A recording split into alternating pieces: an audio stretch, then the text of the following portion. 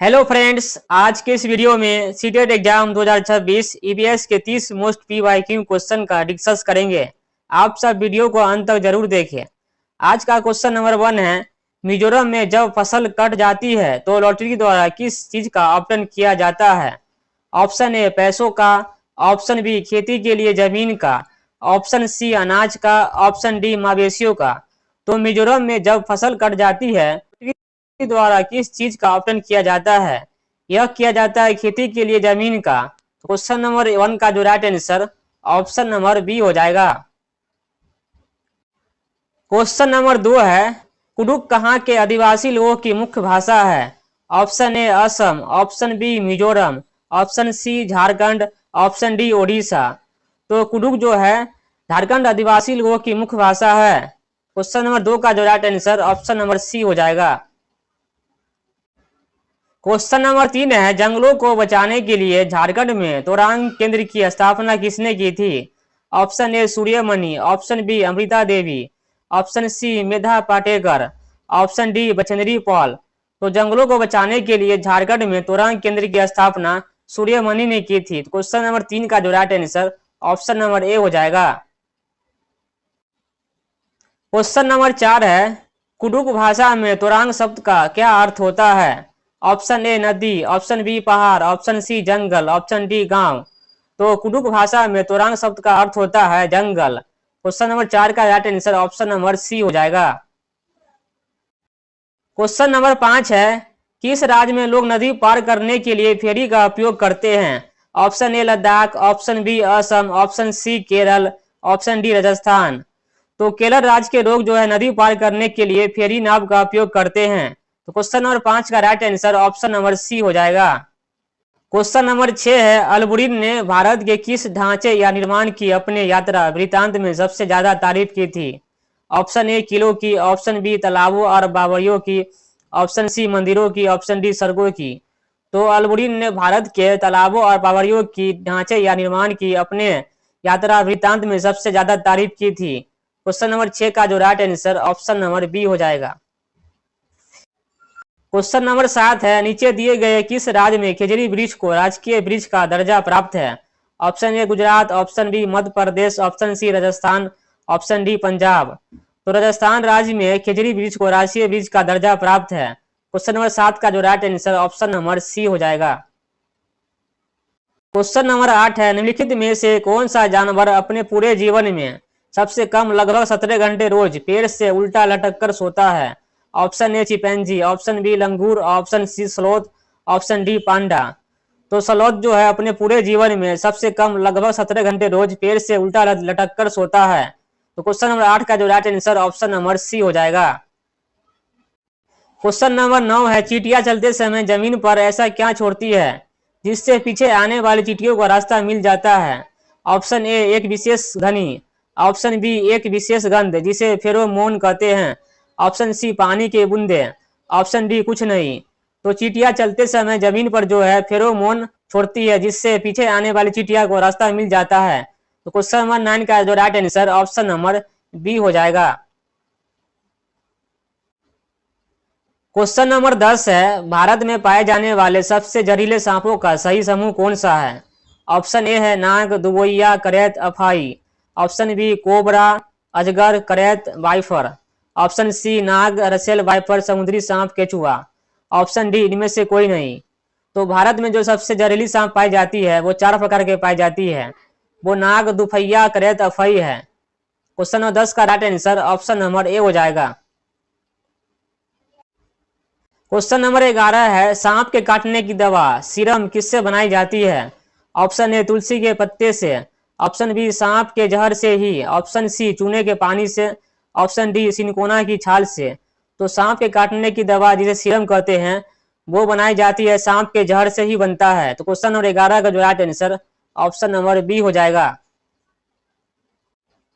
Question number 12 है, malaria के इलाज के लिए किस पेड़ की छाल का उपयोग किया जाता है? ऑप्शन ए नीम, option B cinchona, option C बरगद, ऑप्शन डी देवदार। तो मलेरिया के इलाज के लिए सिनकोना की पेड़ की छाल का उपयोग किया जाता है। क्वेश्चन नंबर 12 का जो right answer option number B हो जाएगा। क्वेश्चन नंबर 13 है, निम्नलिखित में से कौन सा पक्षी कैक्टस के कांटों के बीच या मेधी की मेर में अपना घोंसला बनाता है? ऑप्शन ए गौरैया, ऑप्शन बी पागठा, ऑप्शन सी शक्करखोरा, ऑप्शन डी कौआ। तो पागठा पक्षी है जो कैक्टस के कांटों के बीच या मेधी की मेर में अपना घोंसला बनाता है। क्वेश्चन नंबर 13 का right answer option number B हो जाएगा। क्वेश्चन नंबर 14 है, कौन सा पक्षी पेड़ की सबसे ऊंची डाल पर अपना घोंसला बनाता है? ऑप्शन ए कोयल, ऑप्शन बी कौआ, ऑप्शन सी दार्जिन चिड़िया, ऑप्शन डी बसंत गोरी। तो कौआ जो है पेड़ की सबसे ऊंची डाली पर अपना घोंसला बनाता है। क्वेश्चन नंबर 14 का right answer option number B हो जाएगा। क्वेश्चन नंबर 15 है, निम्नलिखित में से कौन सा पक्षी अपना घोंसला नहीं बनाता है और कौवे के घोंसले में अंडे देता है? गौरैया, कोयल, कबूतर, कलचीरी। तो कोयल जो है अपना घोंसला कभी नहीं बनाता है, यह कौवे के घोंसले में अंडे देते हैं। तो क्वेश्चन नंबर 15 का right answer option number B हो जाएगा। क्वेश्चन नंबर 16 है, रेगिस्तानी ओक की जड़ें पेड़ की ऊंचाई से लगभग कितने गुना गहराई तक जमीन में जाती है? ऑप्शन ए 10 गुना, ऑप्शन बी 20 गुना, ऑप्शन सी 30 गुना, ऑप्शन डी 50 गुना। तो राजस्थानी ओक की जड़ें जो पेड़ की ऊंचाई से लगभग जमीन में 30 गुना नीचे जाती है। क्वेश्चन नंबर 16 का right answer option number C हो जाएगा। क्वेश्चन नंबर 17 है, अबू धाबी की मुद्रा क्या है? Option number A dollar, option number B रुपया, ऑप्शन नंबर सी दिरहम, ऑप्शन नंबर डी टाका। तो अबू धाबी की मुद्रा है दिरहम है। क्वेश्चन नंबर 17 का right answer option number C हो जाएगा। क्वेश्चन नंबर 18 है, अबू धाबी में सबसे ज्यादा पाए जाने वाला वृक्ष का नाम क्या है? ऑप्शन ए नारियल, ऑप्शन बी खजूर, ऑप्शन सी आम, ऑप्शन डी केला। तो अबू धाबी में जो सबसे ज्यादा पाए जाने वाला वृक्ष है वो है खजूर। क्वेश्चन नंबर 18 का जो right answer option number B हो जाएगा। क्वेश्चन नंबर 19 है, भारत की पहली महिला कौन है जिन्होंने एवरेस्ट पर्वत पर कदम रखा था? Option A Sunita Williams, option B Bachendri Pal, option C Karnam Malleswari, option D Santosh Yadav. तो भारत की पहली महिला जो है बछेंद्री पाल है जिन्होंने एवरेस्ट पर कदम रखा था। तो क्वेश्चन नंबर 19 का right answer option number B हो जाएगा और 1984 में गया था। क्वेश्चन नंबर 20 है, कर्णम मल्लेश्वरी का संबंध किस खेल से है? ऑप्शन ए दौड़, ऑप्शन बी भरोत्तोलन, ऑप्शन सी मुक्केबाजी, ऑप्शन डी तीरंदाजी। तो कर्णम मल्लेश्वरी का जो संबंध है भरोत्तोलन से है। क्वेश्चन नंबर 20 का जो right answer option number B हो जाएगा। क्वेश्चन नंबर 21 है, प्राथमिक स्तर पर ईवीएस शिक्षण का मुख्य उद्देश्य बच्चों में किस चीज का विकास करना है? ऑप्शन ए वैज्ञानिक शब्दावली को रटना, ऑप्शन बी परिवेशीय मुद्दों के प्रति जागरूकता, ऑप्शन सी उच्च कक्षाओं के लिए परीक्षा की तैयारी, ऑप्शन डी केवल रेखाचित्र बनाना। तो प्राथमिक स्तर पर ईवीएस शिक्षण का मुख्य उद्देश्य बच्चों में है परिवेशीय मुद्दों के प्रति जागरूकता विकसित करना। क्वेश्चन नंबर 21 का जो right answer option number B हो जाएगा। क्वेश्चन नंबर 22 है, ईवीएस की कक्षा में कहानी और कविताओं का उपयोग करने का सबसे बड़ा लाभ क्या है? ऑप्शन ए बच्चों को अनुशासित रखना, ऑप्शन बी संदर्भगत और आनंददायक शिक्षण वातावरण बनाना, ऑप्शन सी शिक्षक का समय बचाना, ऑप्शन डी बच्चों की लिखावट सुधारना। तो प्राथमिक स्तर पर ईवीएस की कक्षा में कहानी और कविताओं का उपयोग करने का जो सबसे बड़ा लाभ है संदर्भगत और आनंददायक शिक्षण वातावरण बनाना। क्वेश्चन नंबर 22 का जो right answer option number B हो जाएगा। क्वेश्चन नंबर 23 है, एनसीएफ के अनुसार ईवीएस की पाठ्य पुस्तकों में परिभाषाओं और अमूर्त अवधारणाओं को ऑप्शन ए बहुत अधिक शामिल किया जाना चाहिए, ऑप्शन बी पूरी तरह से दूर रखना चाहिए और रटने को हतोत्साहित करना चाहिए, ऑप्शन सी केवल परीक्षा के समय देना चाहिए, ऑप्शन डी अंग्रेजी भाषा में ही देना चाहिए। तो एनसीएफ के अनुसार ईवीएस की पाठ्य पुस्तक में परिभाषाओं और अमूर्त धारणाओं को पूरी तरह से दूर रखना चाहिए और रटने को हतोत्साहित करना चाहिए। क्वेश्चन नंबर 23 का जो right answer option number B हो जाएगा। क्वेश्चन नंबर 24 है, पर्यावरण अध्ययन में खोजपूर्ण प्रश्न पूछने से बच्चों के किस कौशल को बढ़ावा मिलता है?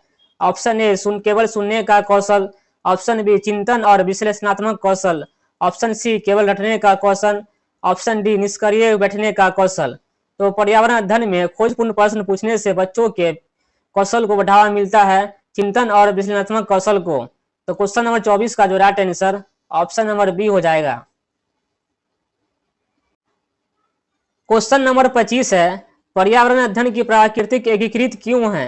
ऑप्शन ए क्योंकि यह केवल विज्ञान पढ़ाता है।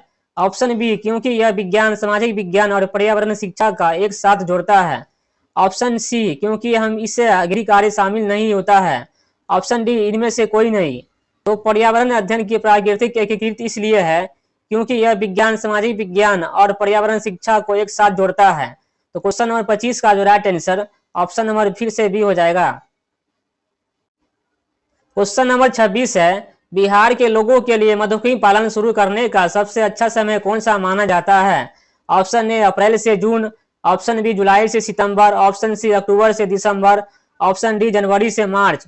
तो बिहार के लोगों के लिए मधुमक्खी पालन शुरू करने का समय जो सबसे अच्छा माना जाता है अक्टूबर से दिसंबर। इसलिए क्वेश्चन नंबर 26 का जो right answer option number C हो जाएगा। क्वेश्चन नंबर 27 है, लीची के फूल किस महीने में खिलते हैं जो मधुमक्खियों को बहुत लुभाते हैं।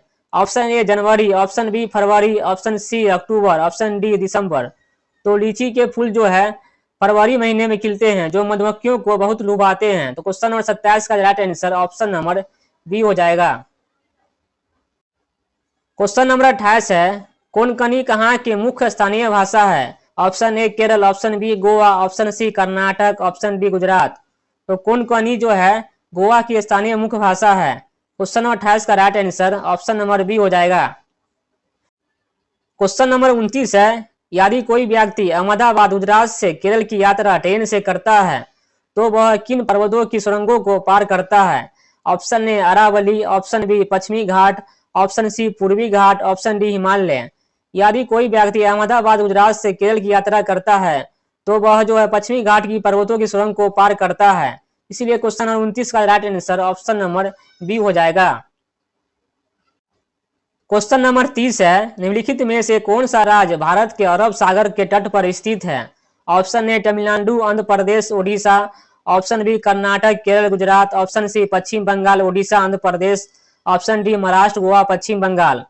तो कर्नाटक, केरल और गुजरात जो है भारत के अरब सागर के तट पर स्थित है। इसीलिए क्वेश्चन नंबर 30 का right answer option number B हो जाएगा।